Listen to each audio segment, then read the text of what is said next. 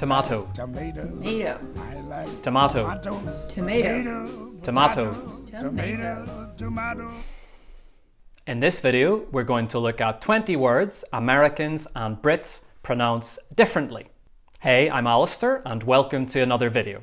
If this is your first time here and you're learning English or just interested, remember to subscribe and hit the bell so you don't miss anything. Let's start things with some interaction and a question. Do you use American English or British English more often? Answer in the poll right up here. We'll begin with food. Yogurt, yogurt. Notice how the vowel sound changes. Yogurt, yogurt. Oregano, oregano. Again, listen to the different vowel sounds. Oregano, oregano. Basil, basil. A third example of different vowel sounds in American English and British English. Basil, basil. Of course, within British English, there are many different variations and accents. I have quite a gentle Northern Irish accent these days. The same is also true in American English. There are numerous variations and accents. If you pronounce any of these words differently to how I'm saying them in this video, I'd love to know. Let me know in the comments below. Tomato, tomato. This one is a classic. Listen to the difference between the A and A vowel sounds. Tomato, tomato. You like potato and I like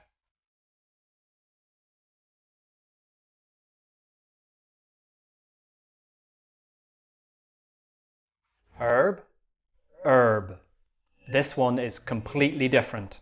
Americans ignore the H at the end and drop it off altogether. Herb, herb. Vitamin, vitamin. A lot of people actually find this one quite annoying. Vitamin, vitamin. Do you know other words that are pronounced differently in British English and American English? Comment below. Aluminium, aluminum. Be careful with this one. Not only is the pronunciation wildly different, but there is an extra I in the spelling of the British English version. Aluminium, aluminum. Van Gogh, Van Gogh. I've no idea why there's a difference here. We should really check with the Dutch. Van Gogh, Van Gogh. Advertisement, advertisement. Notice how the stress is different on either side of the Atlantic Ocean. In the UK, it's on the second syllable, and in the US, it's on the third syllable. Advertisement, advertisement. Address, address. This is similar. Listen to the different stress pattern. Address, address. Adult, adult. In the UK, the stress is on the first syllable. In the US, the stress is on the second syllable.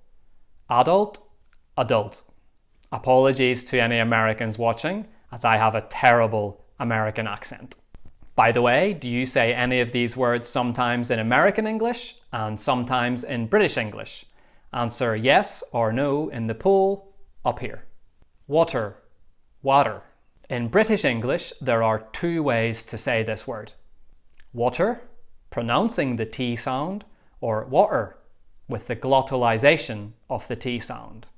In American English, the T sound becomes a D sound. Water, water, water. Mobile, mobile. Why do the Americans not pronounce the E in this word? Mobile, mobile. Missile, missile.